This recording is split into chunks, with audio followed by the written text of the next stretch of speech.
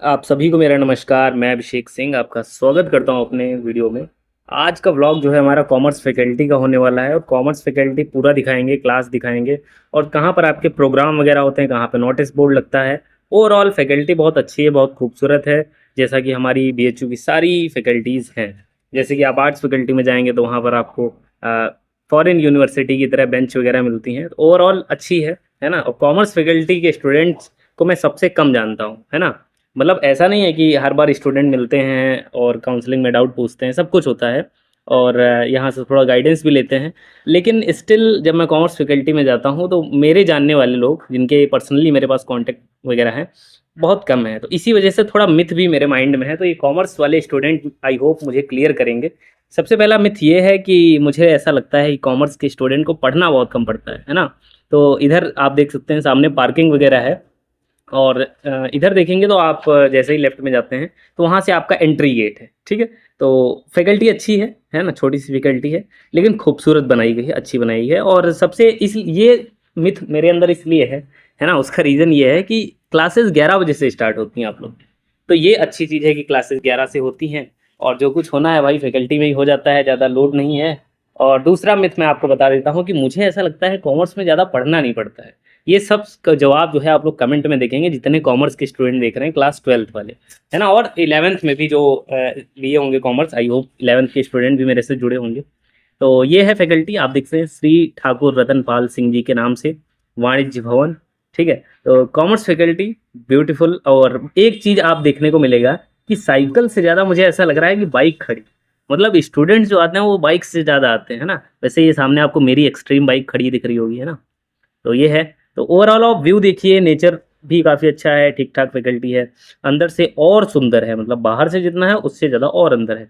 और आपको पता है सारे प्रोग्राम आपकी फैकल्टी में भी होते हैं। और जैसे जब कल्चरल फेस्ट होते हैं तो उसमें भी आप लोग बढ़ चढ़ के हिस्सा लेते हैं। स्पंदन हुआ था उसमें भी थे।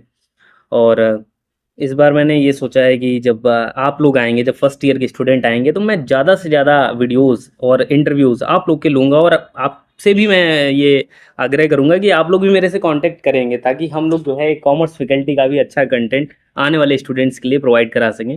मैं ऑलरेडी ट्राई करता हूँ बहुत सारे स्टूडेंट्स से जुड़ने की, है ना। लेकिन मैंने ये बीएचयू में देखा कि बहुत सारे स्टूडेंट कैमरा से बचते हैं, आई डोंट नो व्हाई, है ना। मुझे लगता है यार आप यूनिवर्सिटी में आए हो तो आपको थोड़ा सा एक्सप्लोर करना चाहिए यूनिवर्सिटी को, है ना। ऐसे ही चीज़ें नहीं जाने देनी चाहिए हाथ से। लाइक नॉर्मल अप्रोच करो तो मोस्ट ऑफ दी 10 में से 8 लोग यार मना करते हैं।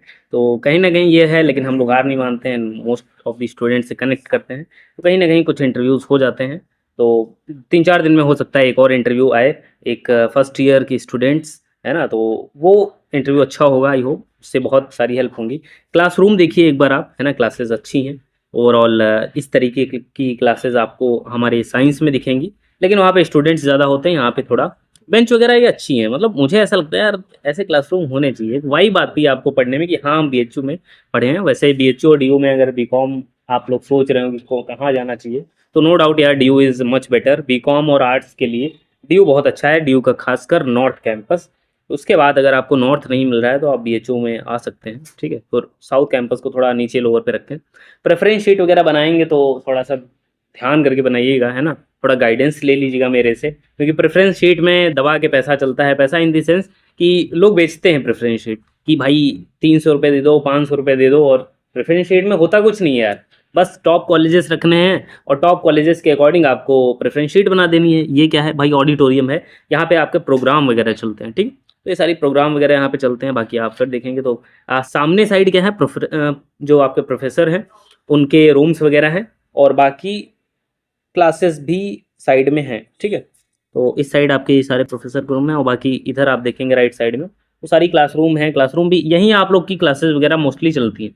सबसे खास बात क्या है ना, आपको एमडी सब्जेक्ट के लिए ही आपको अपनी फैकल्टी से बाहर जाना पड़ता है और किसी भी सब्जेक्ट के लिए आपको बाहर नहीं जाना पड़ता है। ये अच्छी चीज़ है कि सारा कुछ एक ही फैकल्टी में निपट गया।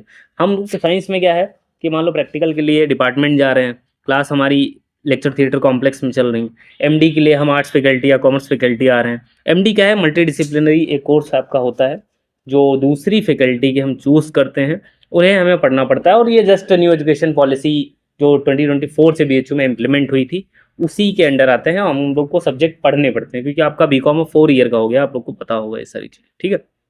अभी हम लोग ऊपर भी चलेंगे, ऊपर भी चल के देखेंगे कि ऊपर कैसा दिखता है ना। ये आपकी अभी एक तरफ की मैंने फैकल्टी दिखाई, दूसरी तरफ देखेंगे तो वहाँ पर आपके हेड वगैरह, डीन वगैरह, उन सबके ऑफिस वगैरह हैं, ठीक है। ये सामने वाला रूम देखेंगे, ये इधर नेचर से बहुत अच्छी मतलब खिड़की है ना, तो खिड़की से हवा आती रहती है, तो वो भी एक अच्छी चीज़ है कि भाई ठंडी ठंडी हवा आ रही है, अच्छे से क्लास में मन लगा के पढ़ रहे हैं।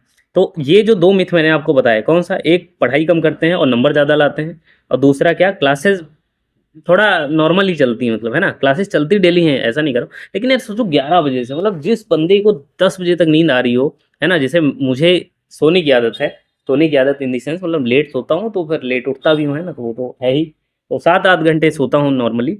लेकिन अगर मेरे साइंस फैकल्टी में क्या है, वो 8 बजे 9 बजे क्लास स्टार्ट कर देते हैं। सेमेस्टर 5 में 8 बजे से चलती थी, फिर सेमेस्टर 6 में कुछ बच्चों ने जब बोला होगा कि सर उठते ही नहीं, या उन्होंने ही देखा होगा कि अरे अटेंडेंस इतनी कम क्यों हो जा रही है, तो फिर पता लगा कि हॉस्टल वाला बच्चा भी सो रहा है, पता चला।